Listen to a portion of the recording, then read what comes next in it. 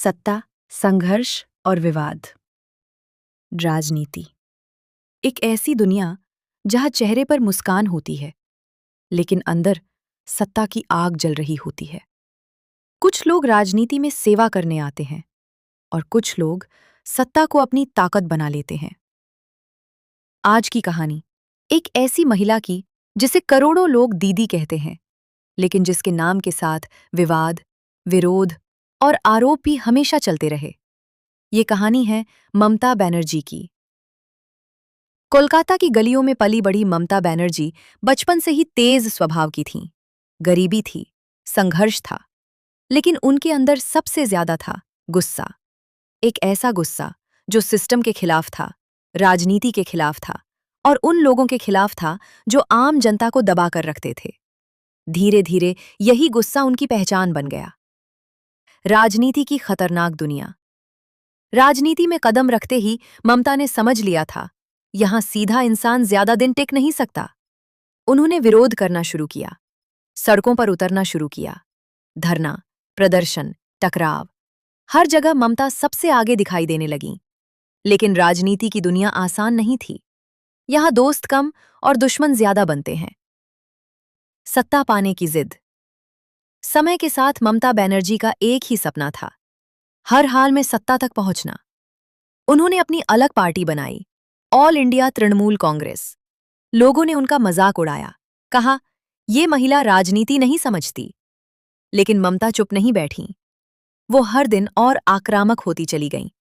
उनकी रैलियां, उनके भाषण, उनका गुस्सा, सब कुछ लोगों को आकर्षित भी करता था और डराता भी था। बंगाल की राजनीति का बदलता चेहरा। धीरे धीरे बंगाल में माहौल बदलने लगा। लोग पुरानी सत्ता से परेशान थे और तभी ममता बनर्जी ने खुद को परिवर्तन का चेहरा बना दिया। हर तरफ नारे गूंजने लगे, परिवर्तन चाहिए। लेकिन राजनीति में बदलाव के साथ संघर्ष भी बढ़ गया। विरोध, हिंसा, आरोप। बंगाल की सड़कों पर राजनीतिक टकराव आम बात बनने लगे। फिर वो दिन आया जब ममता बनर्जी ने ऐतिहासिक जीत हासिल की। वो पश्चिम बंगाल की मुख्यमंत्री बन गईं। लेकिन सत्ता के साथ विवाद भी शुरू हो गए। कई लोगों ने उन पर आरोप लगाए, विरोधियों को दबाने के आरोप, राजनीतिक हिंसा के आरोप, प्रशासन पर दबाव के आरोप। हालांकि उनके समर्थक कहते रहे, दीदी जनता के लिए लड़ रही हैं। लेकिन विरोधियों के लिए वो एक बेहद सख्त और आक्रामक नेता बन चुकी थीं। ममता बनर्जी का गुस्सा कई बार कैमरों में कैद हुआ।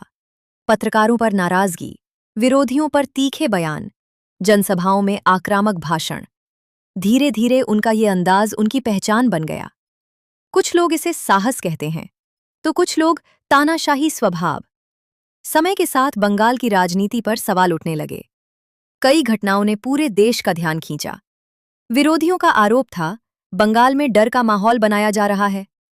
हालांकि समर्थकों का कहना था, ये सिर्फ राजनीतिक साजिश है। सच क्या था? ये राजनीति की धुंध में कहीं खो गया। यही सवाल आज भी लोगों के बीच गूंजता है। क्या ममता बनर्जी सच में जनता की दीदी हैं या राजनीति की एक मजबूत खिलाड़ी? उनके समर्थकों के लिए वो गरीबों की आवाज हैं, लेकिन विरोधियों के लिए वो सत्ता के लिए हर हद तक जाने वाली नेता हैं।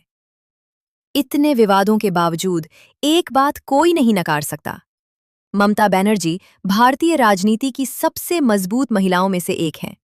वो अकेले लड़ती हैं, अकेले फैसले लेती हैं और आलोचनाओं के बीच भी डटी रहती हैं। राजनीति में कोई पूरी तरह अच्छा नहीं होता और कोई पूरी तरह बुरा भी नहीं। कुछ लोग इतिहास बनाते हैं और कुछ लोग इतिहास को विवादों में बदल देते हैं। ममता बनर्जी एक ऐसा नाम जिसे कुछ लोग उम्मीद मानते हैं तो कुछ लोग डर। लेकिन एक सच आज भी कायम है, दीदी को नजरअंदाज करना भारतीय राजनीति में नामुमकिन है।